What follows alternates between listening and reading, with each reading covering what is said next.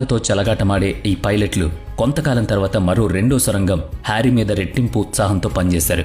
అయితే కేవలం సొరంగం తవ్వడం మాత్రమే ఇక్కడ ముఖ్యం కాదు. ఎందుకంటే బయటకు వెళ్లిన తర్వాతే అసలు పరీక్ష మొదలవుతుంది.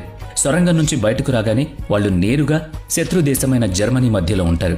బయటకు పారిపోయిన తర్వాత నాజీ పోలీసుల నుంచి తప్పించుకోవడానికి వాళ్లకు అచ్చం ఒరిజినల్ లాగా కనిపించే నకిలీ డాక్యుమెంట్లు అవసరం. అసాధ్యమైన ఈ పనిని యుద్ధానికి ముందు తమ దేశంలో మంచి ఆర్టిస్టులు, పెయింటర్లుగా ఉన్న కొందరు ఖైదీలు ఎంతో నైపుణ్యంతో పూర్తి చేశారు. వాళ్ళు ఎంతో పట్టుదలతో పనిచేసి అచ్చం ఒరిజినల్ లాగా కనిపించే నకిలీ పాస్పోర్ట్లను తయారు చేశారు. వాటి మీద జర్మన్ ఆఫీసర్ల సంతకాలను కాపీ కొట్టారు. స్టాంపులు వేయడానికి వాళ్ళ దగ్గర ఎలాంటి రబ్బర్ లేకపోవడంతో తమ అద్భుతమైన తెలివితేటలను వాడారు. వాళ్లకు తినడానికి ఇచ్చే బంగాళదుంపలను, షూస్ రబ్బర్ను కట్ చేసి అచ్చం ఒరిజినల్ లాంటి ఫేక్ స్టాంపులను తయారు చేశారు. సొరంగం నుంచి బయటకు వెళ్ళాక వాళ్ళు వేసుకున్న ఖైదీల బట్టల వల్ల వెంటనే ప్రాణాలు పోయే ప్రమాదం ఉంది. అందుకే వాళ్ళు తమ బ్లాంకెట్స్, పాత బట్టలను కాఫీ, షూ పాలిష్తో రంగు వేయడం మొదలుపెట్టారు. ఈ విధంగా జర్మన్ సైనికులు సాధారణ పౌరులు వేసుకునే డజన్ల కొద్దీ నకిలీ యూనిఫామ్లు సిద్ధం చేసుకున్నారు. బయట ఎవరైనా జర్మన్ పోలీసులు మాట్లాడితే వాళ్లకు జర్మన్ యాసలోనే సమాధానం చెప్పాలి. అందుకే చాలామంది ఖైదీలు నెలల తరబడి జర్మన్ గార్డ్స్ మాటలు వింటూ ఆ భాషను నేర్చుకున్నారు. ట్రైన్ రూట్స్, టైం టేబుల్స్ గురించి పక్కా సమాచారం సంపాదించడానికి వాళ్ళు ఒక తెలివైన పని చేశారు. అవినీతిపరులైన కొందరు జర్మన్ గార్డ్స్కు సిగరెట్లను లంచంగా ఇచ్చి ఆ డీటెయిల్స్ లాగారు. మరికొందరు గార్డ్స్ను మాటల్లో పెట్టి ఎంతో చాకచక్యంగా కీలక సమాచారం సేకరించారు.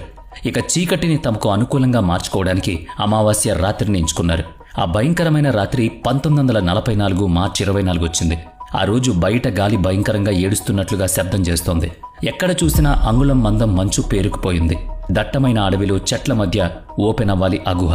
అడవిలో అయితే ఎవరికంటా పడకుండా సులభంగా తప్పించుకోవడానికి వాళ్ళ ఆలోచన పుట్టింది. కానీ ఆ రాత్రి వాళ్ళు సొరంగం చివరకు తెరిచి చూశాక వాళ్ళ ప్రాణాలు గుప్పెట్లో పెట్టుకున్నారు. ఎందుకంటే ఆ సొరంగం ఎగ్జిట్ అడవిలోని చెట్లకు సుమారుగా 15 అడుగుల ముందే ఓపెన్ అయింది. ఆ గుంత పూర్తిగా ఓపెన్ గ్రౌండ్లో బయటపడింది. అక్కడ దాక్కోవడానికి కనీసం ఒక్క పొద కూడా లేదు. వాళ్ళు అనుకున్న దానికంటే ఆ సొరంగం కాస్త చిన్నదిగా మిగిలిపోయింది. ఈ మొత్తం మిషన్లో వాళ్ళు చేసిన అతిపెద్ద తప్పు, ప్రాణాంతకమైన తప్పు ఇదే. బయట తెల్లటి మంచు ఉండడం వల్ల ఆ నల్లటి గుంత దూరం నుంచి ఎవరికైనా సరే చాలా క్లియర్గా కనిపిస్తుంది. ఇక ప్రతి ఖైదీ వాచ్ టవర్ గార్డ్స్ కళ్ల ముందే ఆ ఓపెన్ గ్రౌండ్లో పాక్కుంటూ వెళ్ళాలి. సొరంగం తెరిచి బయట పరిస్థితులను గమనించడానికి మొదట ఖైదీ తన తల బయట పెట్టాడు. వాచ్ టవర్ మీద నిలబడిన గార్డ్స్ నీడ ఖచ్చితంగా వాళ్లపైనే పడుతోంది. ఇప్పుడు వెనక్కి తగ్గడానికి లేదా ప్లాన్ క్యాన్సిల్ చేసుకోవడానికి వీల్లేదు. ఆ రోజు రాత్రి తమకు స్వేచ్ఛ దొరకాలి లేదా ప్రాణాలు పోవాలి అన్నది వాళ్ల చివరి నిర్ణయం. భయంతో వాళ్ల గుండెలు పగిలిపోయేలా కొట్టుకున్నారు. ఆ చీకటిలోనే మిషన్ మొదలు పెట్టమని నిశ్శబ్దంగా సిగ్నల్స్ పాస్ చేశారు. ప్రాణాలతో ఆడుకునే ఈ భయంకరమైన ఆట మొదలైపోయింది. ఊపిరి పీల్చుకోవడానికి కూడా కష్టంగా